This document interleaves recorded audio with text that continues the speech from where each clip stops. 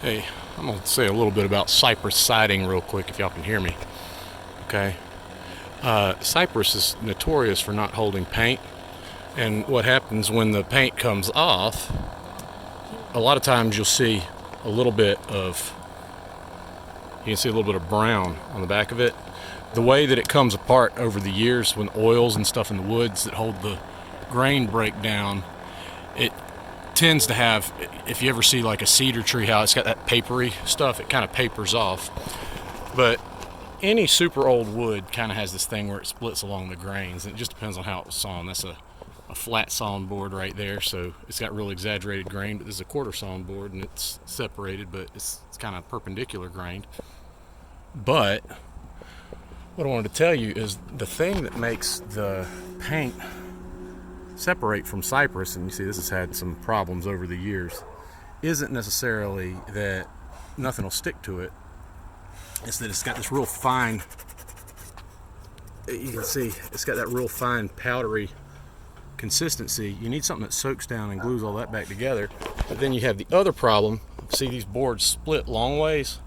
This is the same problem you get if you're trying to paint a wall that's not sound.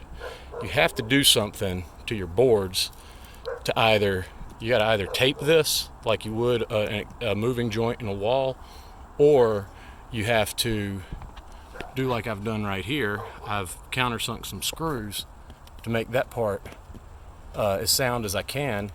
I can also do smaller screws to attach this, glue it back together with a positive connection. But then where there's nails, you see it moving right here? Right here, oh, see that? This is what causes the paint to separate. When the house shifts around, it seasonally moves, that separates the paint, and that makes it where it doesn't want to stick. And when it happens on the boards, it happens on these longitudinal lines. That's why these houses with Cypress siding end up getting problems. What you have to do is you have to go back with screws and pilot holes, and you have to make the surface a sound surface. Once you do that, then and once you put something that soaks into the wood and glues it all back together, all that little powdery stuff back together, it should be fine. I mean, there's one thing about it is you'll notice that this stuff has obviously been, it's obviously on a wet spot back here, but there's absolutely no rot on the wood. It's very rot resistant. It just, it's got some interesting characteristics, and you just need to give it a little bit of extra consideration. So there you go, Cypress siding.